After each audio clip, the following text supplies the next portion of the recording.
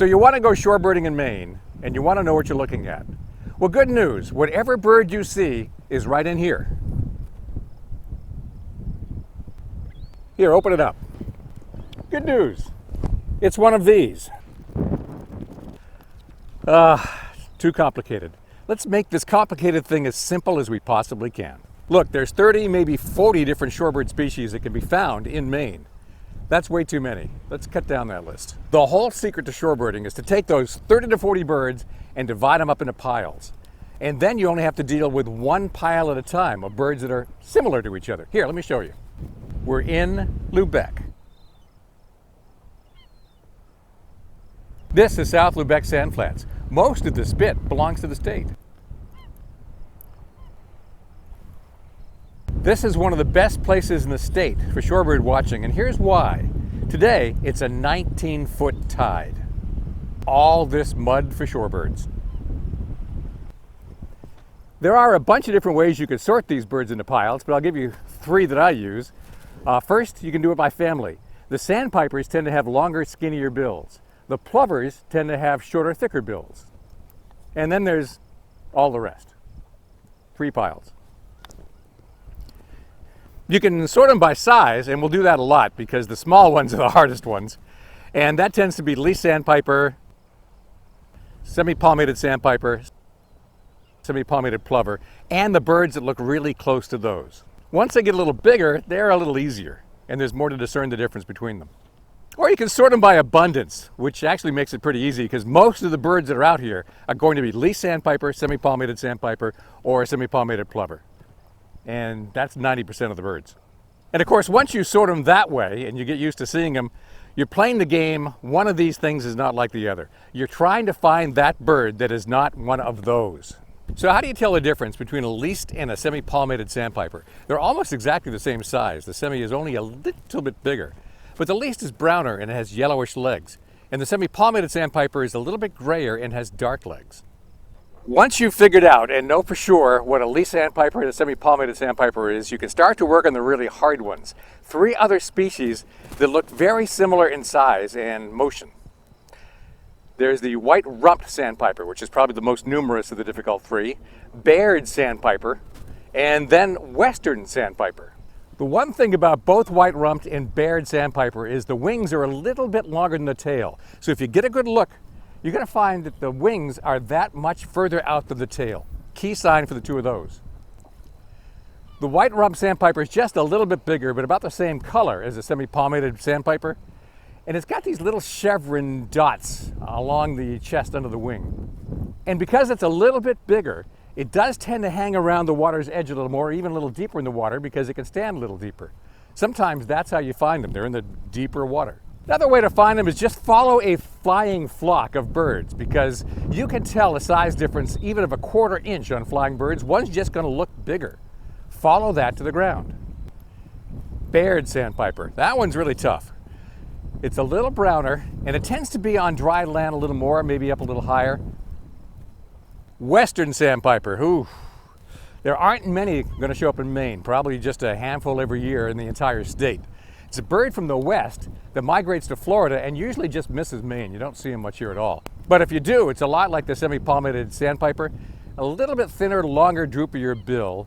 A little bit of ready rustiness in the back shoulders. It's a tough one.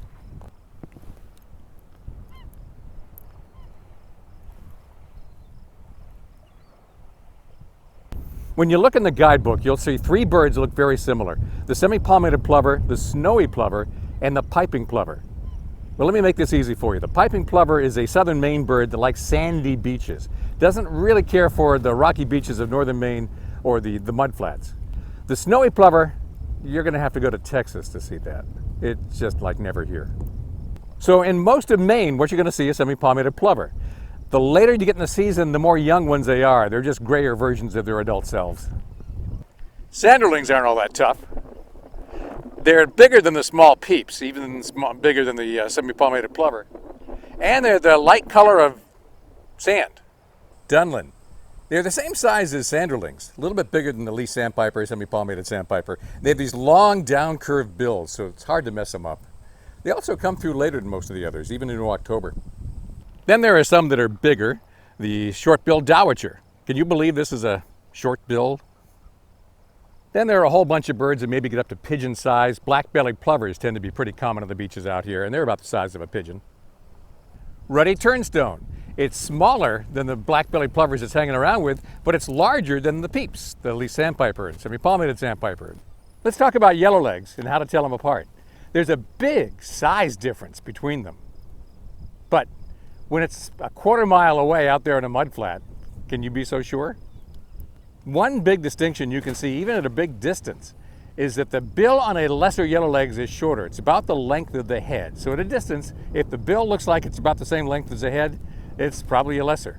If it's maybe 1.5 times the length of the head, sometimes even has a little upturn quality, well, that's a greater yellowlegs.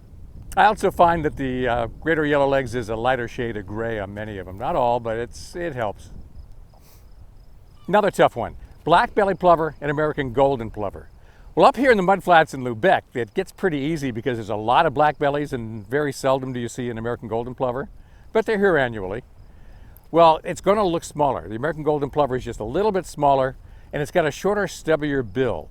So when you're looking at all the black bellies and you see one that's a little smaller, that helps.